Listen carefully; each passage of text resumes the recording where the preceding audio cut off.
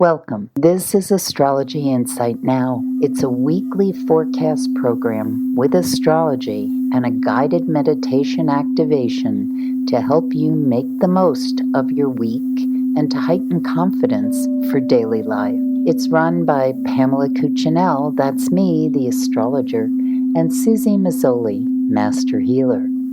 We invite you to find out more about our individual work, Susie Mazzoli, susiemazzoli.com, or insightoasis.com for astrology. We look forward to your joining us every week. Please share with your friends. Here we go. Welcome, everyone. We have made it to the middle of the year. This is week 26. Week 26 of this year. So we are exactly at the halfway mark. And let's keep putting out the prayers that we can keep this beautiful peace in our hearts as long as we can. So, Pam, what is in store for us this week? And I will be back shortly with our meditation. Okay, so we're in the waning moon cycle now. I talked about the full moon in Capricorn last week. And last evening, late in the evening, Eastern time zone, the moon entered the sign of Aquarius, 11:14 p.m. to be exact.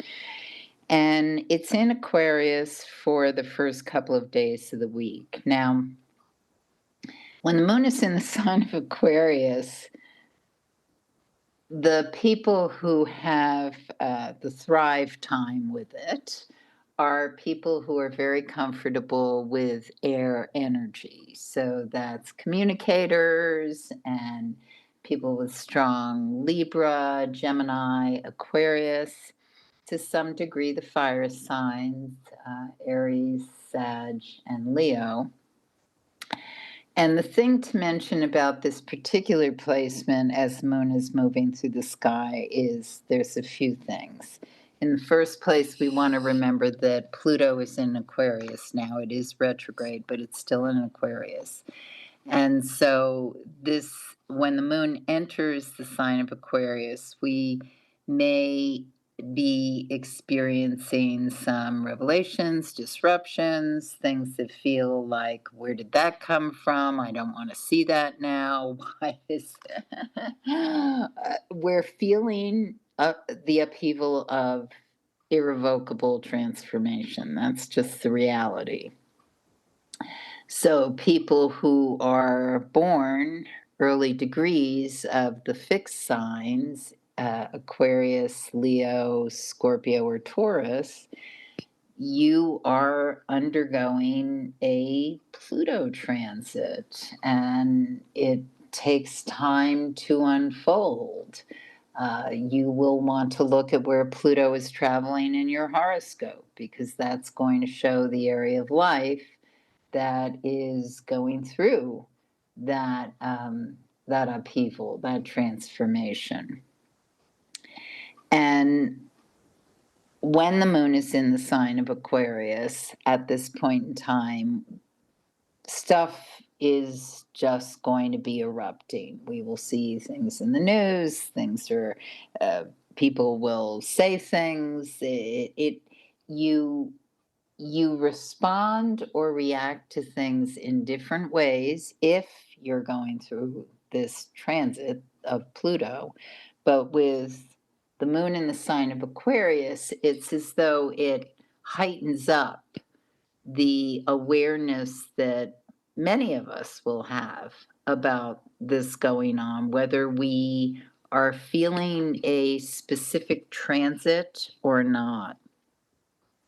So in the news, information, things coming up, we will just be aware of, wow, things are moving and they're moving fast. And a lot of things seem as though they're confrontational at this point in time. And when I say confrontational, what I mean is it's not that easy to just click click another tab or turn a page or turn your head and not be absorbing the information that's out there because the changes are profound and they will continue. The thing about Monday, Tuesday is that it can feel as though things are coming out of the blue or very disruptive or not what we intended the outcome to be. So if you are engaged in doing something on Monday or Tuesday that has a result you're looking for, you've made a offer to someone or you're meeting with a new client or you're trying to get a certain project done, something can come up that seems to create a detour or a reason it cannot be continued in the way you had thought. The best way to handle this is to be adaptable. Think in terms of, okay, that didn't work. Maybe it's a delay, or let me try this. But to not get swept into a sense of everything's falling apart. That's what we want to avoid. So as the detours, disruptions, surprises, things that are out of the blue happen, the ideal is that you have put things in place to allow the adaptability. This is especially important with things that might have deadlines or that you're supposed to show up for appointments. You want to leave space so that you can actually achieve whatever the goal may be. The moon goes void, of course, at 6:30 p.m. on the 25th, Tuesday, Eastern Time again, and it enters Pisces early the next morning at 2:08 a.m. on the 26th. Now, once the moon enters Pisces, we're in water sign energy, and this is it's a lot more chill with what's going on and why it's going on. We can, especially if we were able to adapt or accept, that's a huge word if we're going through a Pluto transit, but accept that something is, um, there's only so much we can control or make happen with it. Then we're in flow as to what's going on next. We're not trying to push something in a direction it's just not wanting to go. So there's a lot of ability to move with the current on the 26th and 27th. And the 27th, well, okay, let me just finish with the 26th. The 26th, we can be presented with a lot of different options and possible opportunities. And it's best to prioritize if you want to actually achieve some of the things that have been presented to you, or most importantly, the one thing. On the 27th, there is a really nice groove that occurs as of late morning through the end of the day. And what this energy is about is opportunities for connections, appropriate expressions of love, feeling compassion, really, really sinking in to this lovely juice of what human potential can be, do, and become when we totally are in the place of receiving and giving. And I mean, to me, it looks like an incredibly productive afternoon, evening for creativity, for as I said, love expression, either romantic or just from the deep places in the heart. And it's just a lovely, lovely time to be alive when we allow ourselves that ability to truly connect. On June 28th, the moon goes void of course at 4:45 a.m. pre-dawn Eastern time, and then it enters Aries at 4:52 a.m. Now we're in very different energy than the past couple of days. The moon is in the sign of Aries. It's fire. It wants to do what it wants to do, and it will push with an agenda. So the experience for many of us may be, oh, I've got to make this happen. This has to go this way. I had that planned. Or we may feel, because that's not the way we do things, we may feel, wow, so and so is very pushy about this, really wanting this to go this way. And there can be a resistance that happens with some of us if we're feeling bulldozed or railroad, or somebody is just very much wanting something to go as they want. Now, it depends where you are in the spectrum of possibilities. If you're one of the people who are feeling that Aries fire of this has to roll out a certain way, I want to make this happen, I'm aiming in this direction. And if you're feeling that intense fire, then you really want to go with it because it's raw, it's primal, it wants to happen. What's very important, however, is that you communicate clearly to those who are involved about what you're doing or what the outcome is. So, if you take the car and you decide you've got to go to the next town, leave a note or text the other people who might need the vehicle or care about when you come home. It's important to follow through and not assume that someone's going to know what your impulse and why you're doing it is. This is very critical on this particular day and into the next. So we can make a lot happen. I mean, it depends where Aries falls in your horoscope and what you're feeling and what you're burning to do. For example, let's say it's moving through your third house. Well, that could mean that you really want to write something, that you're feeling inspired.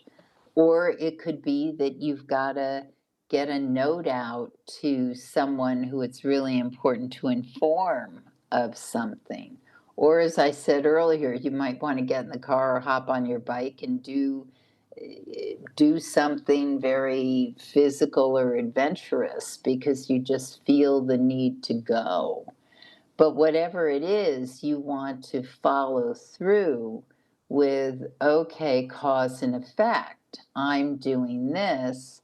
How does that affect the person I'm writing to, the person I'm writing about, the place where I'm going, somebody who might be affected by the fact that I'm unavailable because I'm feeling this desire to do whatever. So as long as we follow through with that, then this can be a very productive couple of days. But the most important thing is making sure we communicate what our intentions are or what it is that is important to let someone else know. Now, on Saturday, Saturn goes retrograde. We're still aware of this Moon and Aries energy that I talked about. But with Saturn going retrograde, what's happening is that there's going to start to be some delays on things that are pivotal or core to certain outcomes or ways we want to make something happen. Think about think about the kid, the teenager who wants to go away with their friends, and they have to get the okay from the father, and the father is unavailable or not saying anything other than "I'll think about it" or "I'll let you know." It's that sort of energy, this authority that just is entrenchable and just says, no, I'm not giving you that or letting that happen until I'm ready. So we're on the threshold of this. So ideally, if we could launch something or get things in place prior to, but there's an advantage always with what Saturn is making us do, because basically it's important to make sure that things are in place to allow whatever this is to sail forth and happen in the way we intended. So the next couple of months are really useful to plan out, think more, know that make sure you have the money for. I mean, there's all kinds of reasons why we get pulled back from structural implementation. And it's important to look at why that may be, even though sometimes it's partly because we hold ourselves back. And so if this is a pattern, and you're starting to feel it over this weekend, which may be a back and forth because that moon is in Aries, so it wants us to move, then it's important to look at it and view it and get to know it better. Because when we simply accept certain behaviors or fall into the default pattern of it, we don't change. And so this could be a period of time where, if you choose, where you might say, okay, let me go in there. Let me look under the hood. Let me see why it gets, things get entangled and then I can't move forward when certain things occur. Because with Saturn, there's often a pattern. There's often a reason why we are backlogged or unable to follow through in the way we had intended. And so the retrograde can give us an opportunity to, even though it doesn't feel like an opportunity, quite honestly, it can feel like enough already. After a while. But this is in the beginning stages of it. So it can be an opportunity to look into, okay, do I have the people in place, the money in place, the things in place to make this idea dream go off as I would like it to go? So the moon goes void, of course, at 12:56 a.m. on just in the wee hours of Sunday morning on the 30th. And then it enters Taurus, but not until 8 a.m. And once it enters the sign of Taurus, the morning may feel um, a little as though we're confronting some things we don't like to deal with, don't want to deal with, or why did that come up?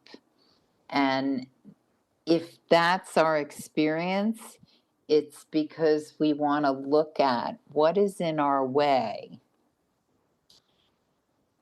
that is preventing us from letting the dream roll out.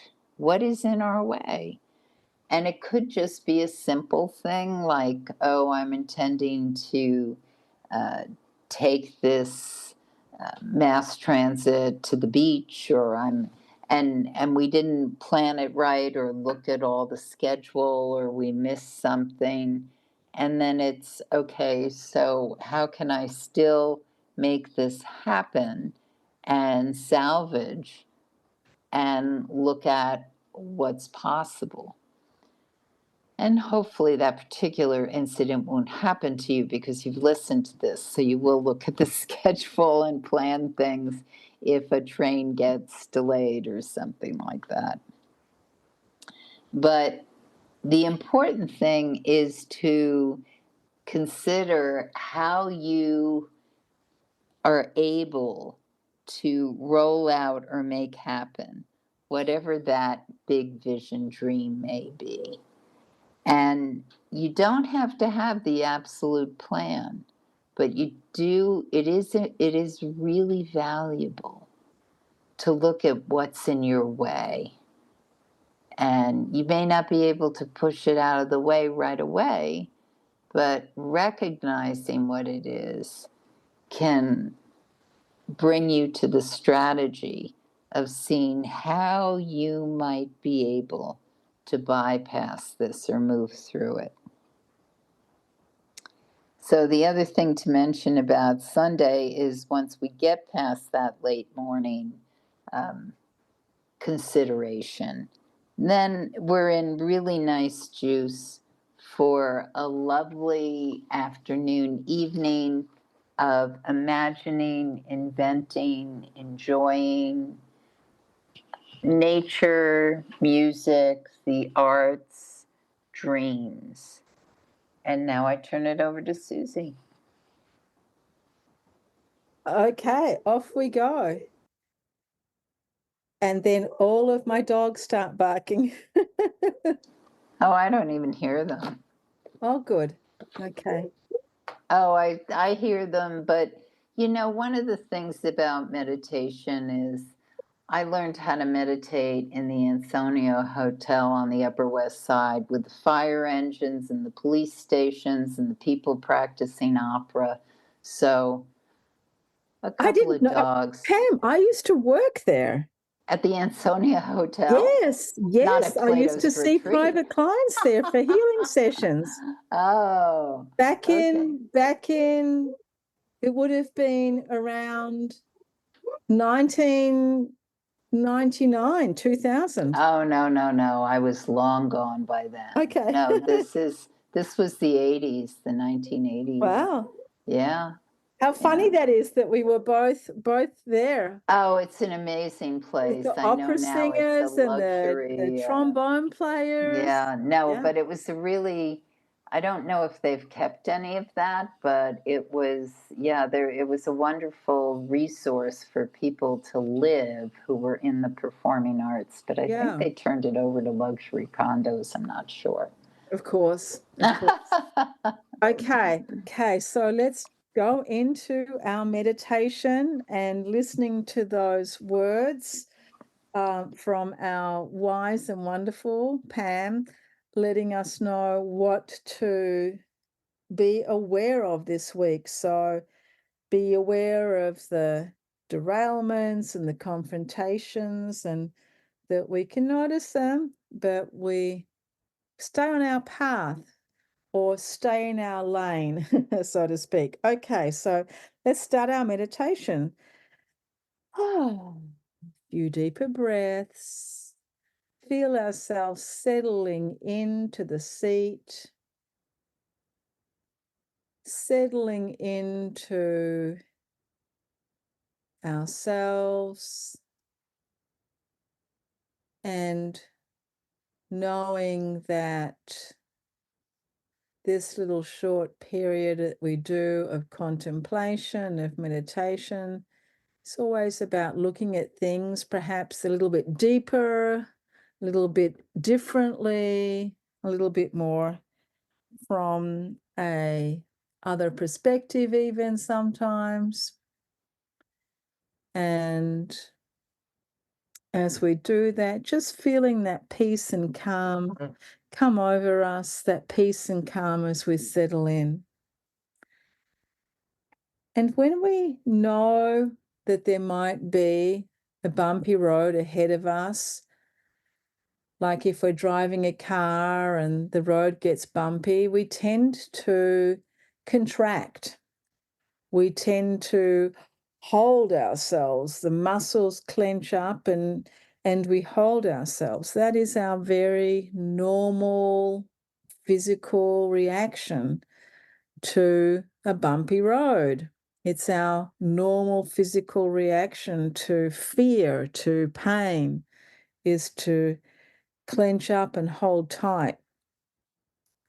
So perhaps what we can do, knowing when there is some derailment or confrontations or bumpy roads in front of us, if we know, for example, if the map is telling us that this is going to be rocky terrain, there's not a freshly paved road that's very flat and very easy in front of you, then we can, in a little way, we can accommodate, anticipate, and allow our bodies, our minds, the mind stream to be in that awareness.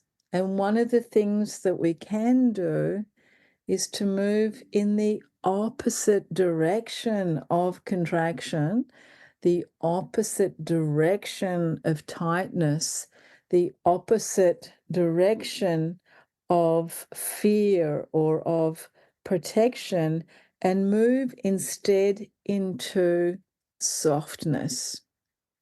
And one of my favorite ways of doing this is the visualization. And some of you might find this a little bit silly, but I find it oh so helpful to do, is to just imagine myself as a marshmallow.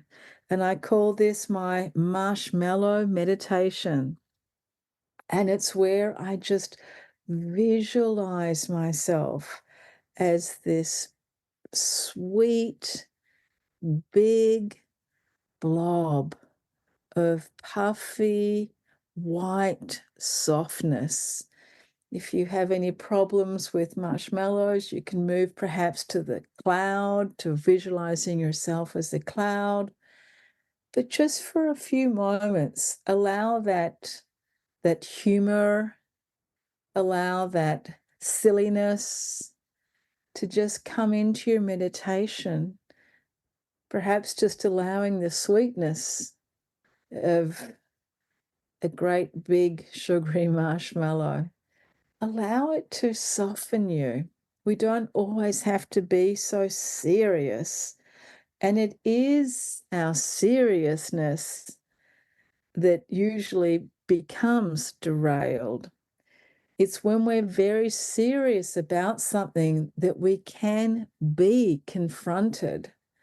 Because if we're much, much softer, if we have a really light, joyful attitude, then very, very little can derail us. Very, very little can confront us because we're simply not in that place where we can be confronted.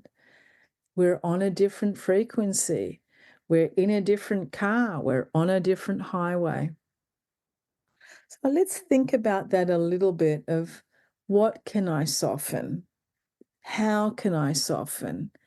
How can I visualize myself now as softer? We can certainly begin by relaxing our muscles. And many of us have been in a yoga studio where we're being told to loosen the muscles in your feet, relax the muscles in your calves, and slowly, slowly, the teacher tells us to relax all of the different muscles of our body. We can also relax the mind and the muscles of the mind that is so deeply attached to this or to that, to this moral or to that rule or to that concept or to that understanding. Just feel yourself, just for a few moments, able to just relax the mind. We're not letting anything go. Everything is all going to be there. We're just allowing it to relax, to soften. And we're also allowing the ego to relax. The idea of who I am, what makes me so very, very important, what makes me so very, very worthless, all of those ideas we have about the self, allowing them just to soften, just to completely soften, and we can feel ourselves, we can see ourselves just becoming a big, white, soft, fluffy cloud, marshmallow, just something very soft, something very easygoing.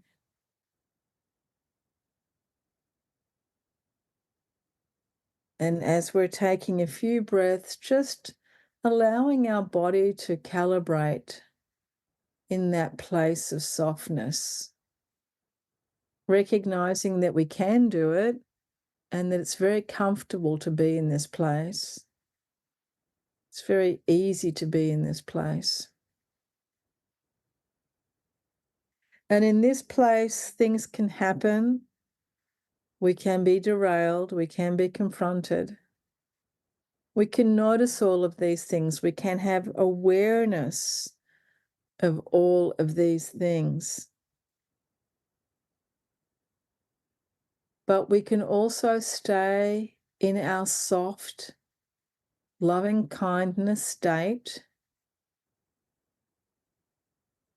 We can soften even more, and we don't have to engage. We can just take it in our stride.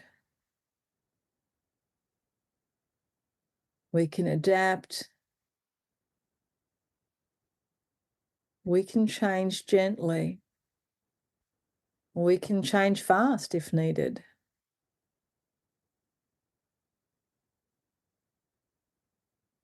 But we retain the softness of being.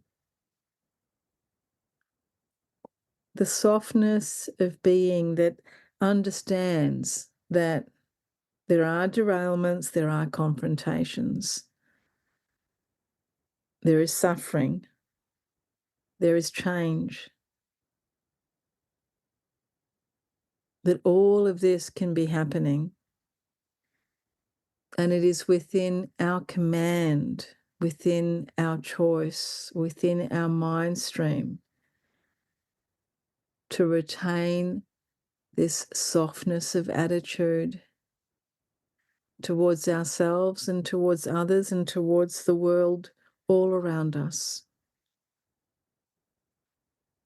Gently, we take a few deeper breaths. Gently, we begin to open our eyes, retaining this quality of mind and heart. Thank you, everyone, for joining us. Thank you so much, Pam, for our forecast for the week ahead. And we wish you all a fabulous week and love now. You have been listening to Susie Mazzoli and Pamela Cuccinell of Insight Now. If you've enjoyed this program, consider a donation. A link for that at astrologyinsightnow.com. We invite you to join us again for next week's podcast. Please share with others who can benefit from insight, and have a stellar week.